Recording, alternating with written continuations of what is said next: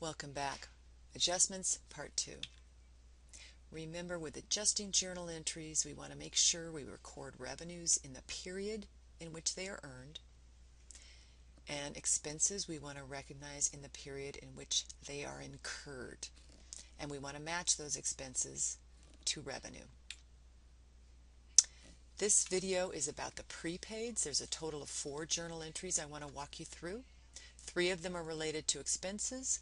1 of them is related to unearned revenue. And again, you need to know the 7 total adjusting journal entries. There are variations on these, but they all follow the same pattern. Let's look at the trial balance. In the trial balance that we created at the end of the journal entry video, it looked like this. There are 4 accounts that we need to adjust, and they are all in the areas of prepaids. And 3 of these are going to be recognizing expenses, and 1 of these is going to be recognizing revenue. All right. Prepayments with respect to expenses mean cash was paid before the expense was recorded. And you can see they relate to things like rent, equipment, maintenance on equipment, supplies, insurance, advertising. Prepaid expenses are costs that were paid in advance, and then they expire or they get used up either through the passage of time, like rent, or through use, like using an automobile. Adjusting journal entries do 2 things. They properly record the expense, and they properly record an asset. So we want to make sure we state all the expenses that we used during the accounting period. And we also want to make sure that what is left in the asset account is not used. It's unexpired. Thinking back to that $250 in the supplies account. Okay, let's start our first adjusting journal entry. Remember, we booked the purchase of supplies for $1,550, and we recorded this payment by debiting supplies. No other transactions have occurred. It's now the end of the month, and an inventory count shows that there's only $800 of supplies on hand. So we want to reduce the supplies account. And that would, because it's an asset account, we reduce it with a credit, and we want to recognize an expense. Supplies expense is an expense account, and we increase our expenses with a debit. So we'll show that here. Debit supplies expense account, $750. Now this journal entry was booked in the last video. But now in this adjusting journal entry, we're reducing supplies by $750 with a credit, leaving us with an ending balance of $800. Adjustment number 2. Remember, Emerald City prepaid 4 months of rent. Monthly rent is $1,100.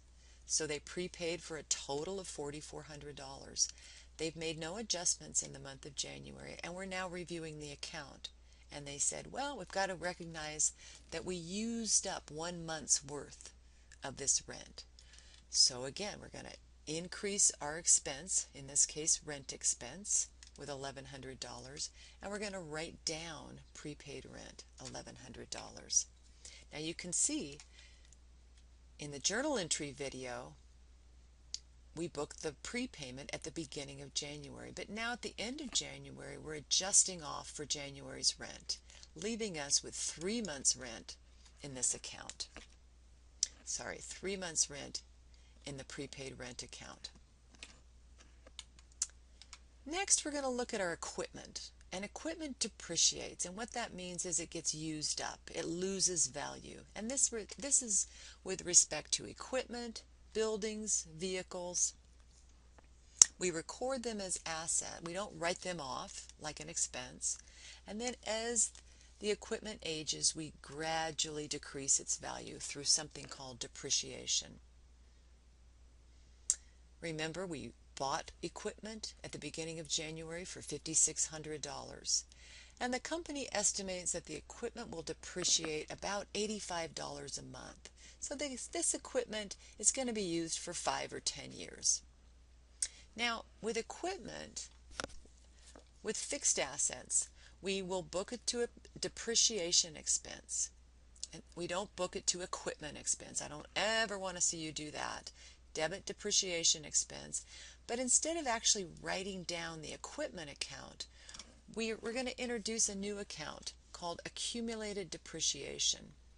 Accumulated depreciation is under the assets, but it has a credit balance, and so we call that a contra asset account. Debit depreciation expense, credit accumulated depreciation. And you'll see over here we never touch the equipment account. Why would we want to do that? Well, let me show you. If we present the equipment account on the balance sheet, we show it like this. We show the equipment with its original value, and then we show the accumulated depreciation.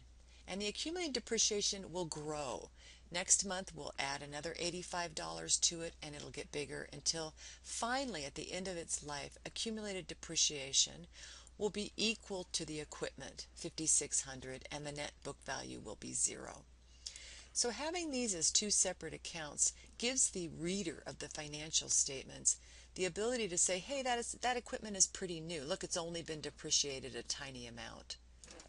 And that just gives the reader more information about the equipment. So what are we adjusting with the prepaid expenses? Things like insurance, rent, supplies, advertising, depreciation, if we prepaid rent insurance. If we don't do this adjustment, the assets are going to be overstated. If we left the $4,400 in the prepaid rent account, that would be a misstatement. In addition, if we didn't book that adjusting journal entry, expenses would be understated. So we definitely want to record these correctly. The fourth adjusting entry for prepaid has to do with unearned revenue. This is the case where the customer pays us ahead of time. We owe them the service, but we haven't provided it yet. At the point we provide the service, we have to make an adjusting journal entry. And a lot of places where this happens is if the other side, if somebody, you have to prepay rent, the other side, the landlord, would say unearned revenue. If you buy airline tickets, the airline company would say, well, we haven't provided the flight yet, so that's unearned revenue. Subscriptions, any kind of customer deposit in advance of service. So what happens when we make the adjusting journal entry? We reduce our liability and we increase our revenue account.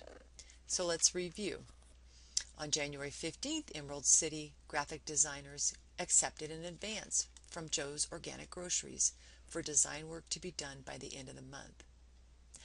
Unearned revenue shows a balance of $900 in the January 31st trial balance.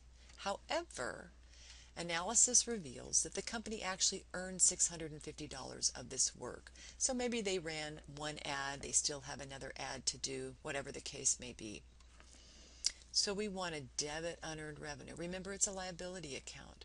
So we decrease liabilities with a debit, and we want to recognize this revenue, and we increase revenue with a credit. So unearned revenue had a $900 balance.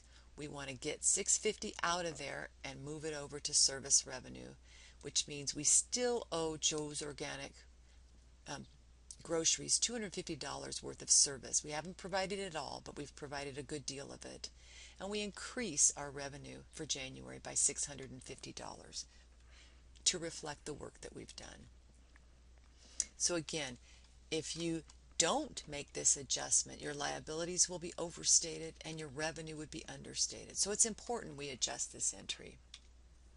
All right, that ends the discussion of prepaid adjustments. Our next video, last video for adjustments, will be about accruals.